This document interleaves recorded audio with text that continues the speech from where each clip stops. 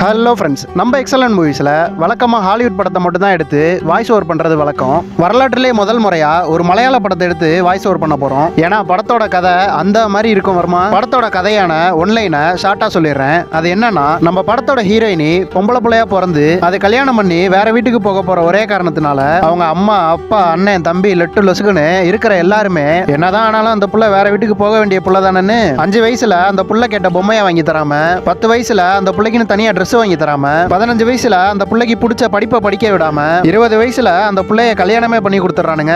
அப்படி புதுசா கல்யாணம் ஆன நம்ம ஹீரோவும் ஹீரோயினியும் யங் கப்புள்ஸா, கியூட் கப்புள்ஸா அந்த வீட்டுல என்னென்ன ராபடி பண்றாங்கன்றத மட்டும் பாருங்க. படத்தோட செகண்ட் ஹாஃப்ல விழுந்து விழுந்து சிரிப்பீங்க, அந்த அளவுக்கு படம் இருக்கு. அது மட்டும் இல்லாம படத்தோட எண்டுல ஒரு தரமான ட்விஸ்ட் ஒன்று இருக்கு. அதை மிஸ் பண்ணிடாதீங்க, அப்புறம் வருத்தப்படுவீங்க.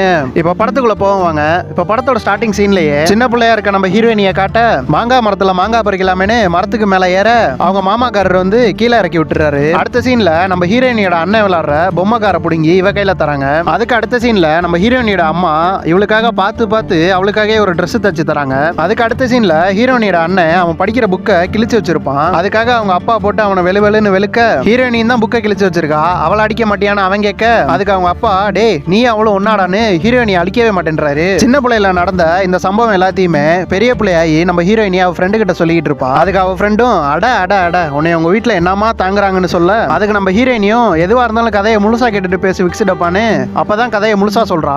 சின்ன பிள்ளையில இந்த புள்ள வச்சு விளையாடுறதுக்கு டெடி பியர் தான் கேட்டிருக்கோம். எதுக்கு பொம்பளை பிள்ளைக்கெல்லாம் செலவு பண்ணுமான்னு அவங்க அண்ணன் வச்சு விளையாண்டுட்டு இருந்த கார் பொம்மையை பிடிங்கி கொடுத்துருப்பாரு அவங்க அப்பா. அடுத்து அவங்க அம்மா இவளுக்காக பார்த்து ட்ரெஸ் தச்சிருப்பாங்க இல்லையா, அது அவங்க அண்ணனோட ட்ரெஸ் இவ சைஸுக்கு ஆல்டர் பண்ணி சின்னதாக்கி தந்திருப்பாங்க. அடுத்து அவங்க அண்ணன் 6வதுல இருந்து 7வது போறப்ப அந்த 6வது புக்கை தான் நம்ம ஹீரோயினிக்கு படிக்க கொடுப்பாங்க. இப்ப அதை இவன் 6வது படிக்கும் போதே கிழிச்சிட்டானா, அந்த பிள்ளைக்குன்னு தனியா காசு கட்டி புக் வாங்கணுமே தான் அவங்க அண்ணனை போட்டு வெளிவெளின்னு வெளுத்திருப்பாரு அவங்க அப்பா. இது எல்லாத்தையுமே பாயிண்டா எடுத்து ஹீரோயினி அவ ஃப்ரெண்டு கிட்ட சொல்ல, அடங்கொப்பன் தாமரபரல தலைமுழுக, இதுக்கு நானே பரவாயில்லையடின்னு அந்த புள்ள சொல்ல, பாவம் ஹீரோயினி வீட்டுல அவளுக்கு பேச்சு சுதந்திரம் கூட கொடுக்க மாட்டேன்றாங்க. அப்படியே அவன் நினைச்சதை பேசினாலும் அதை காது கொடுத்து கூட கேட்க மாட்டேன்றானுங்க. எவ்வளவு அனத்தம் பாருங்க இவங்களுக்கு. அப்படி ஒரு நாள் அவங்க அப்பா கிட்ட, அப்பா ஸ்கூல்ல எல்லாரும் கொடைக்கானல நோக்கி பயணம் போறோம், அதாவது டூர் போறோம், அதுல நானும் போறேன், கொஞ்சமா காசு கொடுங்கன்னு கேட்க, அதுக்கு அவங்க அப்பாவும் அண்ணனும் சேர்ந்துக்கிட்டு, பொம்பளை பிள்ளைக்கு எதுக்குமா டூருக்கெல்லாம் போக கூடாதுன்னு சொல்லிடுவாங்க. அடுத்த நாள் அவங்க ஸ்கூல்ல எல்லாரும் கொடைக்கானல் போனதை பத்தி கட்டுரை மாதிரி எழுதுங்கன்னு சொல்ல, பாவம் நம்ம ஹீரோயினி கொடைக்கானல்னா இப்படிதான் இருக்கும்னு கற்பனையிலே எழுதுறா. பொண்ணா பிறந்தா அவங்க வாழ்க்கை கற்பனையாவே போகுன்றத சிம்பாலிக்கா சொல்லியிருப்பாரு இந்த டைரக்டர். அடுத்து ஹீரோயினி வெற்றிகரமா 12ஆம் கிளாஸ் ஃபர்ஸ்ட் கிளாஸ்ல பாஸ் பண்ணிடுறா. அது மட்டும் இல்லாம அவளுக்கு பிடிச்ச கோர்ஸ் அவளுக்கு பிடிச்ச காலேஜ்ல கிடைச்சிருது. ஆனா என்ன ஒண்ணு, அந்த காலேஜ் வெளியூர்ல இருக்கு. இவ அங்கேயே தங்கி படிக்கிற மாதிரி இருக்கும். இவங்க எங்க விட போறாங்கன்னு நம்மளே நினைப்போம். ஆனா வரலாற்றிலே முதல் முறையா அவங்க அப்பா ஹீரோயினிக்காக பேசுவாரு. அப்ப கண்ணா லட்டு தின்ன ஆசையானு உள்ள இருந்து ஹீரோயினி பார்க்க, அடுத்து அவங்க தாய் மாமா வீட்டுக்குள்ள வந்துட்டு அவரும் அந்த காலேஜ்ல சேர்த்து விட சொல்லி நம்ம ஹீரோயினிக்காக சப்போர்ட் பண்ணி பேச, கண்ணா 2 லட்டு தின்ன ஆசையானு ஹீரோயினி குஷியில இருக்க, இப்ப ஹீரோயினியோட அம்மா வெளியூர்ல எல்லாம் தங்கி படிச்சா ரொம்ப செலவாகுமே, எங்க கிட்ட எல்லாம் அவ்வளவு காசு இல்லையேன்னு சொல்ல, எங்க நம்ம தலையில கைய வச்சு கடன் கேட்டுருவாங்களோன்ற பயத்துல அவங்க மாமங்காரனும், ஆமா பொம்பளை புள்ள படிக்கிறதுக்கு போய் எதுக்கு இவ்வளவு காசு செலவு பண்ணிக்கிட்டு, அந்த காசை தூக்கி கல்யாணத்துல போடுங்க, இந்த புள்ளைய தூக்கி வீட்டு பக்கத்துல எனக்கு கவர்மெண்ட் காலேஜ்ல போடுங்கன்னு சொல்ல, அடுத்து ஹீரோயினி கோபமா வெளியில வந்துட்டு நான் அங்கெல்லாம் படிக்க மாட்டேன்னு சொல்ல, அதுக்கு அவங்க அப்பாவும், கிறுக்கு பயப்புல உங்ககிட்ட யார் கேட்டா, முதல்ல உள்ள போன்னு சொல்றாரு. அதுக்கு நம்ம ஹீரோயினியும், என்னைய மட்டும் அந்த காலேஜ்ல சேர்த்து உள்ள, நான் கை காலுன்னு எல்லாத்தையும் அறுத்துக்குவேன்னு சொல்லிட்டு வேகமா உள்ள போய் டம்முன்னு கதவை சாத்திடுறா. அப்படியே கட் பண்ணா நம்ம ஹீரோயினி காலேஜ்ல தான் இருப்பா. எந்த காலேஜ்னு பார்த்தா அவங்க நாய் மாமா சொன்னா அதே காலேஜ். ஆனா என்னதான் நம்ம ஹீரோயினிக்கு அந்த காலேஜ் பிடிக்காம போனாலோ இல்ல கோர்ஸ் பிடிக்காம போனாலோ அங்கேயே வேலை செய்யற ஒரு ப்ரொஃபஸரை பிடிச்சி போயிருது. அப்ப நீங்க கேட்பீங்க, ஏயா காலேஜ்ல கூட படிக்கிற பசங்க எவ்வளவோ பேர் இருக்கானுங்க, அவங்களெல்லாம் விட்டுட்டு ஏன் இந்த வயசான கட்டையை லவ் பண்றான்னு கேட்பீங்க. ஏன்னா இந்த மனுஷன் தான் ஆணும் பெண்ணும் சமம்னும், இன்னும் எத்தனை காலம் தான் பொண்ணுங்களை வீட்டுக்குள்ளேயே பூட்டி வச்சிருக்க போறீங்க, அவங்களுக்கு பிடிச்சதெல்லாம் பண்ண விடுங்கன்னு சொல்லி பெண் சுதந்திரத்தெல்லாம் பத்தி பேச, ஆண் ஆதிக்கத்திலேயே வளர்ந்த நம்ம ஹீரோயினிக்கு இவரை பார்த்தா ஏதோ பாரதி கண்ட புதுமை ஆண் மாதிரி இருக்கு. அவளும் கொஞ்சம் கூட யோசிக்காம அந்த வயசான கட்டைக்கிட்ட போய் லவ் சொல்ல, வசமா சிக்குனாடா வனஜான்னு அவரும் லவ்வுக்கு ஓகே சொல்லி 2 பேரும் காலேஜுக்குள்ள லவ் பேர்ட்ஸா சிறகடிச்சு பறக்குறாங்க. அங்கதான் நம்ம ஹீரோயினிக்கு எதிர்பார்க்க முடியாத ஒரு ட்விஸ்ட் வருது. அது என்னன்னா, அவர் பெண் சுதந்திரத்தை பத்தி பேசினதெல்லாம் உண்மைதான். ஆனா அது வெளியில ஊர்ல இருக்க பொண்ணுங்களுக்கு மட்டும்தான். நம்ம ஹீரோயினிக்கு அந்த சுதந்திரத்தை கொடுத்தாரான்னு கேட்டீங்கன்னா அது கண்டிப்பா இல்ல. காலேஜ்ல இருக்க பசங்கள்ட்ட பேசாத, ட்ரெஸ் ஒழுங்கா போடு, துப்பட்டா ஒழுங்கா போடு, குனிஞ்ச தலை நிமிராம நட அப்படின்னு லவ் பண்ண ஆரம்பிச்சதுல இருந்து ஒரு கட்டுப்பாடா போட, இதெல்லாம் கூட பரவாயில்ல, வாட்ஸ்அப்ல யாரை கேட்டு உன் போட்டோவை டிபில வச்சிருக்கேன்னு ஒரு பூவையோ இல்ல ஒரு பொன்னாம்பழத்தையோ வைக்க வேண்டியதானு போனை போட்டு திட்டு அட யாரா அந்த பொசசிவ்னஸ் பிடிச்ச பூச்சாண்டின்ற மாதிரி ஹீரோயினி விசித்திரமா பாக்குறா. அப்ப அடுத்த நாள் காலையில நம்ம நம்ம ஹீரோயினி அந்த ஆளை பார்க்க போறா. அப்ப நம்ம ஹீரோயினியோட ட்ரெஸ் விலகி உள்ள இருக்க அந்த கயிறு வெளியில கொஞ்சமா தெரியும். அப்ப அதை பார்த்துட்டு இந்த ஆளு ஒரே அரை மூக்கு திகிதெல்லாம் பிச்சுட்டு போயிருது. ஆடை சுதந்திரத்தெல்லாம் பத்தி பேசின இந்த ஆளு அவ ஆடைய தப்பு சொல்ல அவங்க வீட்டுக்கு எப்படியோ ஹீரோயினி லவ் பண்ற விஷயம் தெரிஞ்சு போயிருது. ஹீரோயினியோட அப்பாவும் அவங்க அம்மாவை பிடிச்சி லபலபான்னு கத்த அவங்க தாய் மாமாவும் பேசாம இந்த பிள்ளைக்கு வெளியூர்லயா ஒரு மாப்பிளைய பார்த்து கல்யாணம் பண்ணி வச்சிடலாம், உள்ளூர்ல ஒரு பையன் அவளை கட்டிக்க மாட்டான்னு சொல்ல அதுக்கு அவங்க அப்பாவும் வேலையை அதை செய் மச்சான், இந்த கழுதை இன்னொருத்தன் கையில புடிச்சு கொடுத்தாதான் எனக்கு நிம்மதினு சொல்லிட்டு போயிடுறாரு. ஆனாலும் அன்னைக்கு ராத்திரி ஹீரோயினி அவங்க அம்மா கிட்ட எவ்வளவோ கெஞ்சுறா, நான் படிக்கணுமா, நான் வேலைக்கு போகணும், நான் சொந்த காலில் நிக்கணும்னு எவ்வளவோ கெஞ்ச அதுக்கு அவங்க அம்மாவும் கல்யாணத்துக்கு அப்புறம் இது எல்லாத்தையும் பண்ணுன்னு ஒரே வார்த்தையில சொல்லிட்டு படுத்துடுறாங்க. இப்ப அடுத்த நாள் காலையில வெளியூர் மாப்பிளையும் நம்ம ஹீரோயினியை பொண்ணு பார்க்க வந்தாச்சு.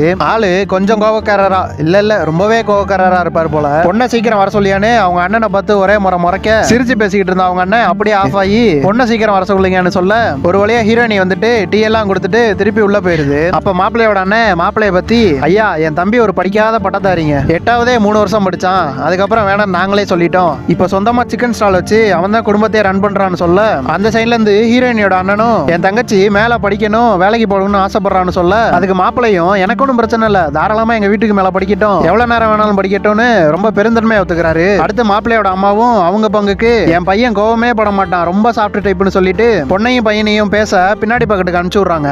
அங்க போய் நம்ம ஹீரோ என்ன பேசுறான்னு பாருங்க. அவன் சிக்கன் கடையை பத்தி மட்டுமே பேசிட்டு இருப்பான், கோழிக்கு தீவனம் எங்க வாங்குறது, கோழி எப்படி வளர்க்கறதுன்னு சொல்லிட்டு இருப்பான். அதோட சேர்த்து நான் 1 கிலோ கோழி 125 ரூபாய்க்கு தான் தரேனும், அதனாலதான் எல்லாரும் என்கிட்டே வந்து வாங்குறாங்கன்னு சொல்ல மாப்பிள்ளை வீட்டுக்காரங்க பின்னாடில இருந்து வந்து கோழியை பத்தியே பேசி அந்த புள்ள சோழியை முடிச்சிடாத வா முதல்ல வீட்டுக்கு போவனு கல்யாணத்தை பேசி முடிச்சுட்டு போயிடுறாங்க. அப்ப கூட ஃபார்மாலிட்டிக்காச்சும் பொண்ணு கிட்ட பையனை பிடிச்சிருக்கா இல்லையான்னு ஒரு வார்த்தை கூட கேட்கல. இப்ப அடுத்த நாள் கல்யாணம்லாம் முடிஞ்சு மறுவீடு அதாவது மாப்பிள்ளை வீடு மறுவீடு அதாவது பொண்ணை மாப்பிள்ளை வீட்டுக்கு அனுப்புற நேரம் அப்ப பாக்கணுமே பொண்ணு வீட்டு ஆக்டிங்க, ஏதோ பொண்ணு சின்னதுல இருந்து கேட்டதெல்லாம் வாங்கி கொடுத்து ரொம்ப பாசமா வளர்த்த மாதிரி ஆளாளுக்கு அழுகுறானுங்க. ஹீரோயினியே இவ்வளவு நாள் இந்த ஆக்டிங் எங்கடா மறைச்சு வச்சிருந்தீங்கன்னு குறுகுறுன்னு பாக்குறா. பத்தாத குறைக்கு அவங்க தாய் மாமே அவங்க அம்மா அப்பாக்கெல்லாம் ஒரு படி மேல போய் எனக்கு அழுது மயக்கமா வருதுமான்னு சொல்லிக்கிட்டே பக்கத்துல ஹீரோயினியை பார்த்து நீனும் போகலையான்னு கேக்குறான். ஆளை விடுங்கடா சாமின்னு ஹீரோயினி கார்ல ஏறி மாப்பிள்ளை வீட்டுக்கு போயிடுறா. அங்க போய் சடங்கு சம்பிரதாயம் எல்லாம் முடிஞ்சு ஹீரோயினி வலது காலை எடுத்து வச்சு வீட்டுக்குள்ள வந்து பார்த்தா டிவி ரிமோட்டு கண்ணாடி டேபிள் கண்ணாடி டம்ளர்னு எல்லாமே உடஞ்சிருக்கு. அதுல ரப்பர் பேண்டையும் ஃபெவிக்விக்கையும் போட்டு ஒட்டி வச்சு ஓட்டிட்டு இருப்பானுங்க. அப்பவே நம்ம ஹீரோயினிக்கு தெரிஞ்சிருது இந்த வீட்டுல ஏதோ ஒரு கோவக்கார பையன் இருக்கான்னு. ஆனா அந்த கோவக்காரன் அவ புருஷன் தான்ன்றது இன்னும் அவளுக்கு தெரியல. மாமியாரும் இவளை பார்த்து வீடு பிடிச்சிருக்காமான்னு கேட்க பிடிக்கலனா மட்டும் வீட்டை எடுத்துட்டு திருப்பி கட்டாவா போறீங்கன்னு சிரிச்சுக்கிட்டே பிடிச்சிருக்குன்னு தலையாட்டிடுறா. இப்ப அடுத்த நாள் காலையில யாரும் பயப்படாதீங்க, மூக்கு 3 இன்ச்சு மேல போற அளவுக்கு அப்படி மாப்பிள்ளையோட அம்மா என்னதான் பண்ணுதுன்னு பார்த்தா இடியாப்பத்தை தான் அப்படி புளியுது. அப்ப ஹீரோயினி கிச்சனுக்குள்ள வந்துட்டு என்னத்த இன்னைக்கு இடியாப்பமான்னு கேட்க அதுக்கு மாப்பிள்ளையோட தங்கச்சிக்காரி பின்னாடியில இருந்துட்டு இன்னைக்கு மட்டும் இல்ல இங்க டெய்லியும் இடியாப்பமும் கொண்டக்கடலை மசாலாவும் தான் சொல்ல அப்பதான் மாமியாரும் என் பையனுக்கு எதுவுமே மாறக்கூடாதுமா, அவன் நினைச்சபடி இருக்கணும், இல்லாட்டி கோவம் பலியா வரும், கையில கிடைக்கிறத தூக்கி போட்டு உடச்சிருவான்னு சொல்லுது. அப்பதான் ஹீரோயினி பிளாஷ்பேக் நினைச்சு பாக்குறா. இதே வாய் தானே என் பையனுக்கு கோவமே வராதுமா, ரொம்ப சாஃப்ட்னு சொன்னது. சரி இப்ப நினைச்சு என்ன பிரயோஜனம்னு போய் அவன் டேபிள்ல சாப்பாடை வைக்க கல்யாணம் ஆகி முதல் நாள் இல்லையா அதனால அவளையும் உட்கார வச்சு அவன் கையாலே சாப்பாடெல்லாம் பரிமாறி சாப்பிட அடுத்த கட்ட நடவடிக்கையா அங்க ரொம்ப நாளா ரிப்பேரா கிடந்த டைலரிங் மிஷினை யூடியூப்ல பார்த்து இவளே அது இதுன்னு பண்ணி ரெடி பண்ணிடுறா. இவளுக்கு எப்ப எந்த டவுட்னாலும் என்ன பிரச்சனைனாலும் அதை யூடியூப்ல பார்த்து தான் சால்வ் பண்ணுவா. இப்ப மிஷின் சரியா ஓடுது இல்ல அதை மாமியார் பார்த்துட்டு ஏமா நல்லா இருக்க மிஷினை ரிப்பேர் பண்ணிட்டு இருக்கேன்னு கேக்குது. யாரு நானு ரிப்பேர் பண்ணேன் சரிதான் அப்படின்னு சொல்லிட்டு வேலையை பார்க்க ஆரம்பிச்சிடறா. அப்புறம் ஹீரோயினிய அவன் கோழி கடைக்கு கூட்டிட்டு வந்துட்டு சுத்தி காமிக்கலாமேன்னு சுத்தி காமிக்க வர அப்ப கரெக்டா கொஞ்சம் வயசான மனுஷன் நம்ம ஹீரோ கிட்ட வந்துட்டு எப்பா நீ கிலோ 125 ஓவாக்கி கொடுக்குற அதனால என்கிட்ட யாருமே வந்து வாங்க மாட்டேன்றாங்க, நீயும் என் அளவுக்கு ரேட்டை போட்டு விற்கலாமலப்பான்னு கேட்க அதுக்கு ஹீரோவும் எனக்கு 125 தான் ராசி, அந்த நம்பர்லாம் என்னால மாத்த முடியாதுன்னு எகத்தலமா பேசிடுறான். அதுக்கு அந்த பெரியவரும் ரொம்ப பொறுமையா சரிப்பா பேசாம என் கடையும் நீயே எடுத்துக்க, எனக்கு ஒரு பல்க் அமௌண்டா கொடுத்து செட்டில்மெண்ட் மட்டும் பண்ணிரு, நான் வேற ஏதாவது பொழப்ப போய் பாத்துக்கிறேன்னு கேட்க பின்னாடி நிக்கிற நம்ம ஹீரோயினிக்கு இது நல்ல டீலா தெரியுது. சரி அவன் வீட்டுக்காரன் வாங்கிடுவான்னு பார்த்தா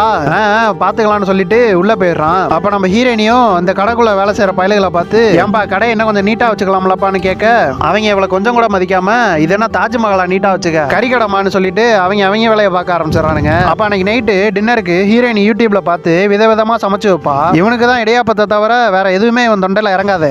ஆனாலும் புது பொண்டாட்டி அவளையும் ஒன்றும் சொல்ல முடியாதுன்னு அதனால மூஞ்ச உருன்னே வச்சுட்டு சாப்பிட்டு முடிச்சுட்டு சாப்பாடு நல்லா இருக்கா இல்லையான்னு எதுவுமே சொல்லாம கிளம்பிடுறான். அதுலயே அவளுக்கு யாரா அந்த காஞ்சிரன்ற மாதிரி ஆயிடுது. இப்ப அடுத்த நாள் காலையிலேயே அவனுக்கு பிடிச்ச இடியாப்பத்தை இடிச்சு உள்ள இறக்க நம்ம ஹீரோயினி அவங்கிட்ட வீட்டு பக்கத்திலேயே காலேஜ் இருக்கு அங்க என்னை போய் சேர்த்து விடுங்க நான் போய் படிக்கிறேன்னு சொல்ல சேர்க்கலான்னு சாப்பிட்டுக்கிட்டு அவங்க அம்மா செவனேன்னு சீரியல் பார்த்துட்டு இருப்பாங்க. இருப்பாங்க. அந்த டிவி ரிமோட்டை புடுங்கி தூக்கி போட்டு உடச்சிடறான். அதாவது நம்ம ஹீரோயினி காலேஜ் கேட்ட காண்ட இதுல காமிச்சிட்டான். நம்ம ஹீரோயினி அதை புரிஞ்சுக்கிட்டு உடஞ்ச ரிமோட்டை சரி பண்ணி வச்சிடறா. இப்ப அடுத்த நாள் காலையில ஹீரோயினி அவ உயிரையே பணைய வச்சு யூடியூப்பை பார்த்து அவனுக்காக புது டிஷ்ஷை செய்யறா, உருளைக்கிழங்கு பால் கறி. அதை பார்த்து அவங்க மாமியாரும் அதை நீ டேபிள்ல வச்சு அடுத்த 5வது செகண்ட்லயே தூக்கி போட்டு செவுத்துல அடிச்சிருவான், இதுக்கேமா நீ இவ்வளவு கஷ்டப்பட்டு செய்யறான்னு கேட்க அதுக்கு இவ்வளவு பயங்கர கான்பிடென்ட்டா இல்ல அத்தை இது கண்டிப்பா அவருக்கு பிடிக்கும்னு இடியாப்பத்தோட சேர்த்து தேங்காய் பால் கறியை வைக்க அவங்க அம்மா சொன்ன மாதிரியே தூக்கி செவுத்துல அடிச்சுட்டு சத்தம் போட ஆரம்பிச்சிடறான். அவங்க அம்மாவும் கோவமா வெளியில வந்து ஏன்டா வெண்ண உனக்கு பிடிக்கும்னு அவ அவ்வளவு கஷ்டப்பட்டு யூடியூப்ல பார்த்து செஞ்சு கொடுத்தா நீ என்னடானா தூக்கி போடுறான்னு சொல்ல அதுக்கு நம்ம ஹீரோயினியை பார்த்து ஓ நீ தான் சமைச்சியா தெரியாம பண்ணிட்டேன் சாரின்னு சொல்றான். அதுக்கு நம்ம ஹீரோயினியும் யாரு பண்ண என்ன நீ பண்ணது தப்பு தானேன்னு சொல்ல அதுக்கு ஒரே அரை அதான் சாரி சொல்லிட்டேன்ல அப்புறம் நான் எடுத்து பேசுறேன்னு கேட்க அவன் தங்கச்சி இதை தட்டி கேட்க வந்த அவளையும் எமோஷனலா பிளாக்மெயில் பண்றான். ஏன்னா அவங்க ஹஸ்பண்ட் கிட்ட சண்டை போட்டுட்டு வந்துதான் இங்க இருப்பாங்க. அதை சொல்லி இது என் வீடு உனக்கு பிடிக்கலன்னா உங்க மாமியார் வீட்டுக்கு கிளம்பி ஓடிருன்னு சொல்றான். நம்ம ஹீரோயினியும் என்னடா இது பெத்தவனும் சரியில்லை வந்து வாச்சவனும் சரியில்லைன்னு சோகமா வெளியில படிக்கட்டுல உட்கார ஹீரோவும் இவகிட்ட வந்துட்டு சரி கோச்சுக்காத என்ன மன்னிச்சிருன்னு சாரி சொல்றான். ஆனாலும் அவன் சமாதானம் ஆகல. சரின்னு ஹீரோனியை தியேட்டருக்கு கூட்டிட்டு போறான், அப்புறம் ஹோட்டலுக்கு கூட்டிட்டு போறான். எதுக்கு அடிச்சுட்டு சமாதானம் ஆகிறதுக்கு. சரி ஹோட்டலுக்கு போயாச்சும் அவளுக்கு பிடிச்சதை சாப்பிட விடுவானான்னு பார்த்தா அங்கேயும் இவனுக்கு பிடிச்ச அதே இடியாப்பமும் கொண்டக்கடலை மசாலாவையும் அவளுக்கும் சேர்த்து ஆர்டர் பண்ணி அதையே சாப்பிட சொல்றான். சரி விதியேன்னு அவளும் சாப்பிட்டுட்டு இனிமேட்டு ஒழுங்கா இருப்பான்னு ஹீரோயினி சமாதானமாக அடுத்த நாளே வேற ஒரு காரணத்துக்காக அடிக்கிறான். திருப்பி தியேட்டரு ஹோட்டல்னு கூட்டிட்டு போறான். திருப்பி அடிக்கிறான், திருப்பி தியேட்டரு ஹோட்டல்னு கூட்டிட்டு போறான். இப்ப இதே வழக்கமாவே ஆக்கிட்டான். சரி வீட்லயாச்சும் சொல்லுவோம்னு அவங்க அம்மாவுக்கு ஃபோன் பண்ணி சொன்னா சரி புருஷன் தானே அடிச்சான் கல்லானாலும் கணவன் புல்லானாலும் புருஷன்னு அவங்க இவளுக்கு சமாதானம் சொல்றாங்க. இங்க புருஷங்கார என்னடானா நாளாக இன்னும் உக்கிரமாகறான். இவளுக்கு என்னடா பண்றதுன்னு தெரியாம அடுத்து அவங்க அண்ணன் கிட்ட ஃபோன் பண்ணி சொல்ல அவனும் சரி நீ கவலைப்படாத நான் அப்பா விட்டு மாப்பிள்ளை கிட்ட பேச சொல்றேன்னு சொல்றான். அடுத்த நாள் இவன் போட வேண்டிய துணியை நம்ம ஹீரோயினி துவைக்க போட்டுருவா. அதுக்கு ஒரு அடி. அடுத்து வேற வழி இல்லாம அவங்க அப்பா கிட்டே நேரா ஃபோன் பண்ணி சொன்னா அந்தால என்னடானா வாயில வெங்காய பஜ்ஜியை வச்சுக்கிட்டு சரிம்மா நான் மாப்பிள்ளை கிட்ட பேசுறேன்னு சொல்லிட்டு அடுத்த வாட்டி நீ நம்ம வீட்டுக்கு வரப்ப மறக்காம இந்த கடையில அப்பாக்காக வெங்காய பஜ்ஜி மட்டும் வாங்கிட்டு வந்துருமான்னு சொல்லிட்டு இருப்பாரு. இப்ப ஹீரோயினி சைடுல அவ புருஷனை தட்டி கேட்க யாருமே இல்ல. இப்ப ஹீரோயினி இருக்க இதே சூழ்நிலையில இந்த படத்தை பார்த்துட்டு இருக்க எவ்வளவோ பெண்கள் இருப்பீங்க. அதாவது வீட்டுக்காரர் டெய்லியும் அடிக்கிறதும் சண்டை போடுறதுமா இருக்காரு. அவரை ஏன் அப்படி பண்றேன்னு கேள்வி கேட்கறதுக்கு உங்க சைட்ல இருந்து யாருமே இல்லாத சூழ்நிலையில இருந்தீங்கன்னா கண்டிப்பா இதுக்கு அடுத்து நம்ம படத்தோட ஹீரோயின் என்ன பண்றாங்களோ அதையும் நீங்களும் பண்ணீங்கன்னா கண்டிப்பா உங்க வாழ்க்கையும் ஒரு நல்ல நிலைமைக்கு வரும். அது என்னன்னா நம்ம ஹீரோ வேலையை முடிச்சு நைட்டு வீட்டுக்கு வர நம்ம ஹீரோயினி கால் மேல கால் போட்டு போனை பார்த்துக்கிட்டு இருக்க அந்த போனை கூடன்னு இவன் கேட்க அந்த போனை கையில கொடுத்தா இவன் கண்டிப்பா உடச்சு போட்டுருவான்னு அவளுக்கு தெரிஞ்சு அதை கொடுக்காமே நிக்க இவனை விடாம அவ கையில இருந்த போனை புடுங்க பாக்குறான். அவ போனை விடுற மாதிரியே தெரியல. என்னாடி என்கிட்டே வெயிட்டா கட்டுறியான்னு வழக்கம் போல அறைய வருவான் பாருங்க. அப்படியே கராத்தே ஸ்டைல்ல அவன் கையை பிளாக் பண்ணி எட்டி நெஞ்சு மேலே ஒரே மிதி ஓன்னு கத்திக்கிட்டு 10 அடிக்கு பறந்து போய் நேரா மீன் தொட்டி டேபிள்லயே சொருகிடுறான். நான் சொல்லல ஹீரோயினி பண்றத பண்ணுங்கன்னு, அது இதுதான். இதை மட்டும் பண்ணுங்க, அப்படி இருக்க உங்க வாழ்க்கை ஓஹோன்னு சிறப்பாயிடும். அதுக்கு என்னோட வாழ்த்துக்கள். இப்ப கதைக்கு வருவோம். நம்ம ஹீரோவும் அந்த கேரிலேயே கண்ண முழிச்சு பார்த்தா ஹீரோயினி கராத்தே ஸ்டைல்லயே காலை தூக்கிட்டு நிப்பா. ஹால் அப்படியே என்ன பண்றதுன்னு தெரியாம அரண்டு போயிடுறான். இதோட அந்த படத்தோட பார்ட் 1 முடியுது. அடுத்து அடிவாங்கின புருஷன் என்ன பண்ண போறான்ற பார்ட் 2 வீடியோ நம்ம சேனல்ல நாளைக்கே வந்துடும். அந்த வீடியோவையும் பார்க்க மறக்காம நம்ம சேனலை சப்ஸ்கிரைப் பண்ணி வச்சுக்கோங்க. பக்கத்திலே பெல் ஐக்கானையும் டச் பண்ணி ஆல்னு போட்டு வச்சுக்கோங்க. இந்த வீடியோ உங்களுக்கு பிடிச்சிருந்தா இந்த வீடியோ கீழே ஒரு லைக் போட்டுட்டு போங்க. உங்களுக்கு இந்த வீடியோவை பத்தி நிறைய குறை எதுவும் இருந்தா கீழே கமெண்ட் பண்ணிட்டு போங்க. அடுத்து பார்ட் 2 வீடியோல சந்திப்போம். டாடா, பாய் பாய்.